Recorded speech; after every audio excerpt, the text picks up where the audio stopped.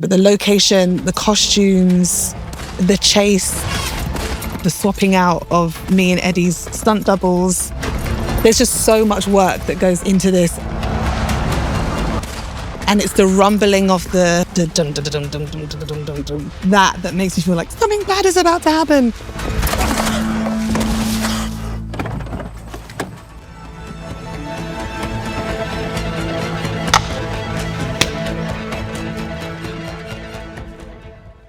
Now that the show is out, I'm able to share some behind-the-scenes secrets with you all about the making of the show. Hello Sky played the Day of the Jackal. This is my TV now. This was my first big sequence for Bianca. It was really intense, actually. I feel like the actors and the crew were just in it. It was hot in Budapest. We had all our tactical gear on and a lot of sunblock. And now you're going to see us burst through the door, which did not happen once like a fluke. Man down. There are moments in the show that are a direct replica of the original. For me, it's important to have that balance. And I think half of it came through honouring the Jackal character and the other half came through modernising through Bianca's character. Bianca's character wasn't Bianca. She was a man who was very different. It felt as though this retelling of the story was an opportunity for us to dive into how women can serve in the espionage world, and I think she's an example of that. I have been in the espionage genre before, but also come into something like this as a student. How would Bianca approach her fascination and her expertise towards weaponry? 2 packs down, immediate extraction from X-ray now. A lot of those thoughts came from the women I spoke to from the Metropolitan Police all the way up to MI6. And they gave me a lot of insight into how they relate to their weapons, from their training at the beginning to then seeing some things, some horrific things in their career, to then maybe becoming a mother and having bigger responsibilities in life and maybe not wanting to touch weapons again. Here I got to really take my time and understand the brains behind service women. I just love that we're doing more for them, and I love that someone like Bianca exists on the page. 40 metres out at the rear, Moving. When you're watching on TV at home with your family, you're seeing something new that is subconsciously reminding you of the kind of work that we're all doing to push barriers. Being a producer while you're shooting is one thing, but producing during the post-production process is so juicy. I love talking about sound. I love talking about the grade and the edit and how that informs the narrative also. So I had some great conversations with our composer, Volker, and our musical supervisor, Catherine, who were just so as meticulous as me.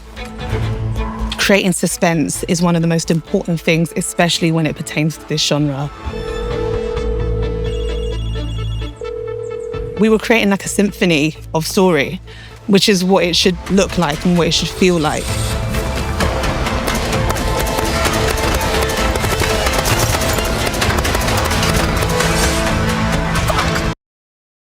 Okay, everything, including that word that you just heard there, which is naughty, kids.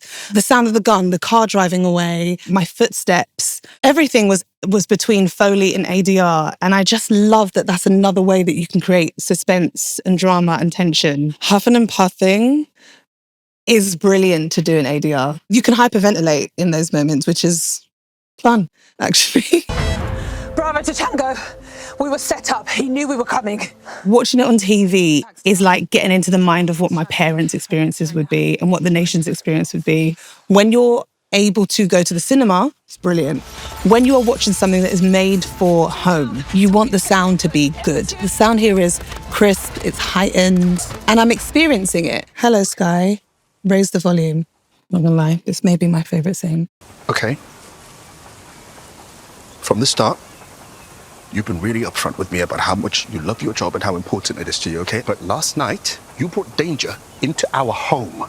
Between that knife being held at my daughter's neck and that gun you had pointed in her direction, Jasmine could have been fucking killed. She wasn't. I dealt with it. She said you tortured the man. I always feel very sad for Bianca watching this scene because she's trying. It doesn't look like it from the outside, but she's trying very hard. I remember being tired at this point because there was a lot of emotion and you can see it in my eyes. You can see it under the eyes. On the page, she was teaching me about how she wants to be represented. And how she wants to be represented is in this raw, like fleshy way. She just feels very naked. Here was just a really honest, raw argument between two people that love each other, but also don't really know how to in this moment. If I'm not where they tell me to be, at the exact time that they tell me to be there, then someone dies. Do you understand? It's heartbreaking, actually, to watch her go through the kinds of internal wars. And here she was in an impossible situation with her work and her home life crossing in a way that was highly dangerous and very compromising. But again, that's another reason why we have characters like this, so we can watch people's very questionable morals play out and sit with it, sit with the ugliness. I don't recognize you anymore.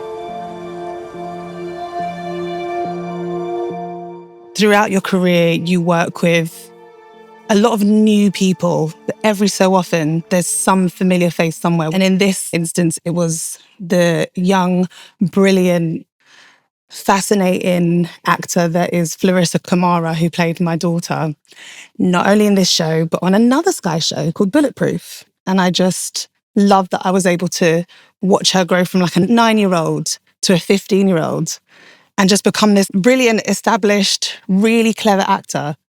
Hello, Sky. Fast forward 24 minutes and 18 seconds. Oh, excellent.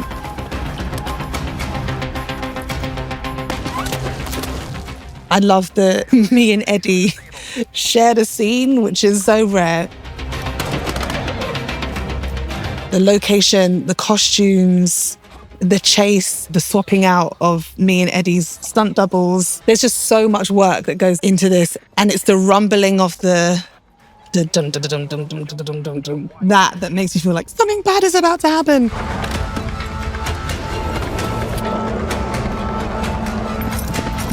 Oh, I'm also allergic to horses, so that was helpful. I remember just walking at arm's length at all times to ensure that I was like, you're so beautiful, but also you could maybe give me an asthma attack.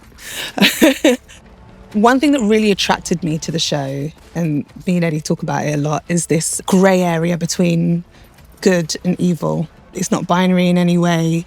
It's not black and white. The Jackal, he is seemingly evil, but actually when you keep getting to know him throughout the show, you see his softness and his gentle side and what is leading him to even want to make these decisions. And the similarities between the two of them really remind us that we cannot look at any one person, whether it be on TV or in real life, and think, that's a good person, that's a bad person, I can't trust them. Because there's a crossover somewhere. There's decisions we have to make all the time that are a little bit compromising, that we don't always want to do. And here you get to explore the psychology behind that.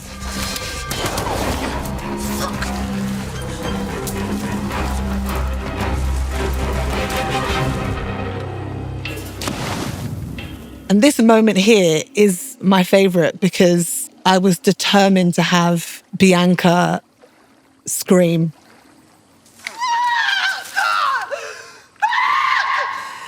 With a swear word, which is necessary, I think, at this moment. She's just lost the guy.